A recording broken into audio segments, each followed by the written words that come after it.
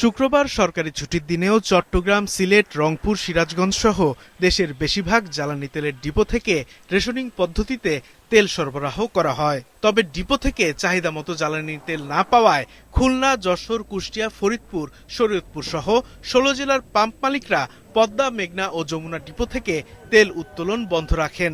ফলে বন্ধ হয়ে যায় এসব এলাকার বেশিরভাগ পাম্প। আমাদের দাবি হচ্ছে পেট্রোল পাম্পের যে কোটা দেওয়া হয়েছে এখান থেকেও তেল একটু বাড়িয়ে দেওয়া হোক। পাশাপাশি আমাদের প্রত্যেক ডিপো থেকে ২ লক্ষ লিটার তেল আমাদের এজেন্সিকে দেওয়া হোক।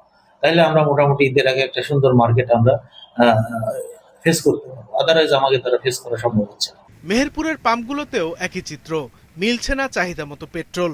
অকটেন পাওয়া গেলেও দীর্ঘ অপেক্ষার পর মিলছে মাত্র ২০০ টাকার তেল। আমাদের ডিপো থেকে তেল দিয়েছে মনে হয় ৩,০০০ লিটার পেট্রোল দিয়েছে, আর ২৫০ লিটার বিক্রি হয়ে গেছে, আর ৫০০ লিটার তেল আছে। আমাদের পেট্রোল পাম্পে এই মুহূর্তে পেট্রোল ফুরিয়ে গেছে, তো আমরা এই মুহূর্তে কাউকে দিতে পারছি না। নরসিংদীর চালু ফিলিং স্টেশনগুলোতে প্রাইভেট কার, মোটরসাইকেল সহ বিভিন্ন যানবাহনের দীর্ঘ সারি দেখা গেছে। এতে সাময়িক ব্যাহত হচ্ছে সড়কে যান চলাচল।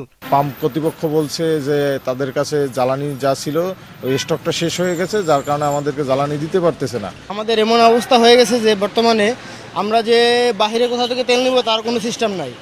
সরবরাহ নেই জানিয়ে নোয়াখালীর অধিকাংশ পাম্পে তেল বিক্রি বন্ধ রেখেছে কর্তৃপক্ষ।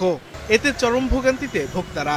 আমরা ১০০ টাকার তেল পাচ্ছি পাম্প থেকে, সবসময় পাওয়া যায় না, মাঝে মাঝে এখানে দৌড়ে দিয়ে বাঁধা থাকে। রাজবাড়ীতে সকাল থেকে বন্ধ ছিল ১২টি পাম্প।